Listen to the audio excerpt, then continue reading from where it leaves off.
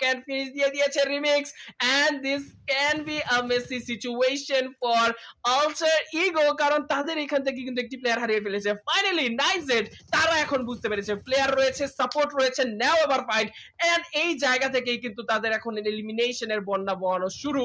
And let's see তারা ফুল রোস্টারটা কাজে লাগাতে পারে কিনা, বাট দূর থেকে কিন্তু এখন পর্যন্ত লুপস তারা সার্ভাইভ করে যাচ্ছে with a solo player. Definitely alter ego চমৎকার অবস্থান ধরে রেখেছে। 9Z তাদের কাছেও একটা বেস্ট পজিশন রয়েছে, সেটাকে ইউটিলাইজ করতে হবে যেভাবেই হোক না কেন। টিম জেনজির প্লেয়ার স্পট হতে পারে এনি টাইম। অল্টার ইগো স্নেপ একদম নিজের জায়গাটা যে রুফটপে রেখেছেন সেখান থেকে বিভিন্ন দিকে ভিজিবিলিটি বের করার চেষ্টা করে যাচ্ছে। বা অ্যাঙ্গেলটা ধরে রাখার চেষ্টা করে রিচটাকে কেন্দ্র করে, এবং সামনে রয়েছে 9Z এর প্লেয়ার্সরা একদম ওপেনে ভেহিকল সাপোর্ট গুলোকে কাজে লাগানোর চেষ্টা করে যাচ্ছে। লুপস রিচ ধরে রেখেছে, সেম সিচুয়েশন ধরার চেষ্টা করছে অন্যান্য টিমসের প্লেয়াররাও। কোলগোট আলভাকে স্পট করতে পেরেছে, বিশেষ করে আলভার ভেহিকেলটাকে স্পট করতে পেরেছে, সেই অনুযায়ী পার দিয়ে যাচ্ছে, যদিও খুব একটা অ্যাডভান্টেজ তৈরি করা সম্ভব হবে না। কুইক সে কিন্তু রয়েছে পাশে, কোলগোট স্নেপকে করে দিয়েছে নকডাউন। কোলগোট এবার স্নেপকে নকডাউন করার পর আলভাদের উপর একটা কিন্তু প্রেশার তৈরি হয়ে গিয়েছে। এবার কুইক সে জোনের ভিতরে ঢুকে যাওয়ার একটা ভালো পসিবিলিটিস মেক করতে পারবে রোজমেরির কাছে যদি স্পট না হয়। এক পাশে রোজমেরি, আরেক পাশে কিন্তু রেড বয় তাকে কিন্তু এখন স্পট করতে হবে। এন্ড রেড বয় একদম পারফেক্ট মোমেন্টের অপেক্ষাতেই কিন্তু রয়েছে। লেটস সি সেখান থেকে সে কতটুকু ইন্টেন্সিটি ধরে রাখতে পারে। তো রেটো বয় ফার দিয়ে যাচ্ছে, কুইককে ডাউন করার চেষ্টা করছে, এলিমিনেশন সিকিউর করে ফেললো টিম লুপস। তাদের 6th এলিমিনেশন কনফার্মড এবং টপ 3-তে position secured. Team Alter Ego এবং 9Z এই দুটো টিমের মধ্যে চিকেন ডিনার নেওয়ার পসিবিলিটি সব থেকে বেশি, প্লেয়ার অ্যাডভান্টেজ থাকার কারণে। 9Z তাদের কাছে প্লেয়ার অ্যাডভান্টেজ তো ঠিকই রয়েছে, কিন্তু জোনটা এখন অল্টার ইগোর দখলে। রোজমেরি সে যদি একটা জায়গা, একটা সাইড একাই দখলে রাখতে পারে, স্নেপ এন্ড আলভা মিলে আরেকটা সাইড যদি গার্ড করতে পারে, তাহলে কোনোভাবে 9Z জোনের ভিতরে এন্ট্রি নিতে পারবে না। এবং সেই ক্ষেত্রে অল্টার ইগো তাদের কাছে চিকেন ডিনার আসার পসিবিলিটিস অনেক বেশি থাকছে।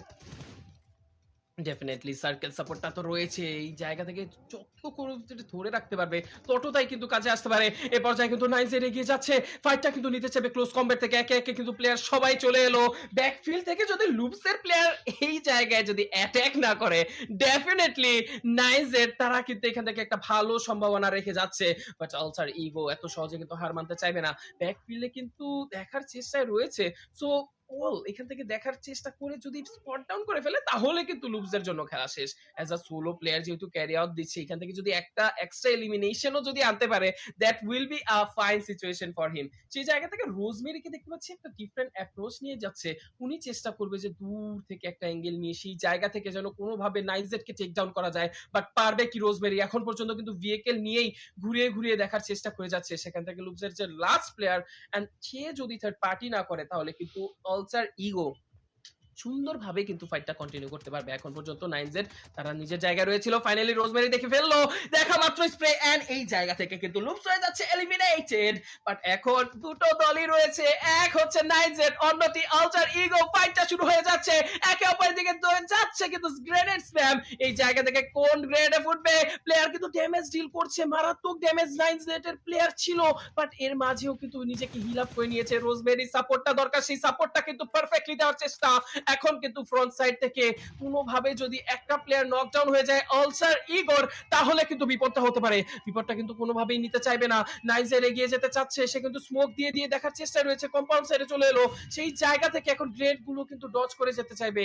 এর মাঝে আলটার ইগো ব্যাকফিল্ডে চলে গিয়েছে, প্রেসারাইজ কিন্তু একটু হলেও ফিল করছে। রোজমেরি যদি এখান থেকে ডাউন হয়ে যায়, তাহলে কিন্তু খেলা ঘুরে যেতে পারে। ডেফিনেটলি রোজমেরি কিন্তু নকআউট হতে চাইবে না, সাইড থেকে কিন্তু দেখার চেষ্টা করবে। এর মাঝে কিন্তু বাকিরা রিমিক্স কে নিয়ে গিয়ে যাচ্ছে, গ্রেনেড গিয়েছিল, রিমিক্স ড্যামেজ ডিল করলো। ব্যাকফিল্ডের প্লেয়ার কিন্তু এখন সতর্কতা অবস্থায়, সামনের দিকে হবেটা কি? ও অনেকটা লো এইচপি, গ্রেনেড ব্লাস্ট হচ্ছে, বাট না এখন কিন্তু হয়নি, এখনো কিন্তু নক আসেনি কোনো দল থেকেই। বাট আলটার ইগো তাদের প্লেয়ার নকডাউন। ট্রিপল স্ক্রিন থেকে দেখতে পাচ্ছি এক এক অ্যাঙ্গেল থেকে 9Z যেভাবে গ্রেনেড করতে চাইছে, সেটা কিন্তু বিপদ এনে দিতে পারে আলটার ইগোর জন্য। 9Z এখন পর্যন্ত কিন্তু ওপেন ভাবে দিতে পারেনি। Alter Ego they are holding on their own with the 3-man roster, সেখান থেকে ফুল রোস্টার নিয়ে কিন্তু নাইটজেড এখনো হিমশিম খাচ্ছে। এখন পর্যন্ত কিন্তু ডাইরেক্ট চার্জিং দেওয়ার সাহসটা পাচ্ছে না, cause this is Alter Ego we are talking about. তারা শক্তভাবে কিন্তু নিজেদেরকে কানেক্টেড করে রাখছে। সেই জায়গা থেকে নাইটজেড এগিয়ে যেতে চাইবে কোনোভাবে, একটি নকডাউন যদি আসে লাস্ট মুহূর্তে কিন্তু আমরা চলে এসেছি। এন্ড এইবার Raspberry has been taken down, অলটার ইগোর ফরমেশন হয়ে যাচ্ছে ব্রেকডাউন। লাস্ট দুটো প্লেয়ার এগিয়ে যেতে চাইবে নাইটজেড, একে একে গ্রেনেড চার্জ, গ্রেনেড ব্লাস্ট, এর মাঝে কিন্তু আরো একটি নকডাউন লাস্ট রয়েছে। এন্ড লাস্ট প্লেয়ারের দিকে দিয়ে যাচ্ছে তিনটি player. And here we go, NightZ on their second match. ইরেঙ্গেলের প্রথম দিক থেকেই কিন্তু যথেষ্ট ভালো খেলেছে। And wow, that was the amazing winner chicken dinner by NightZ. Congratulations to them.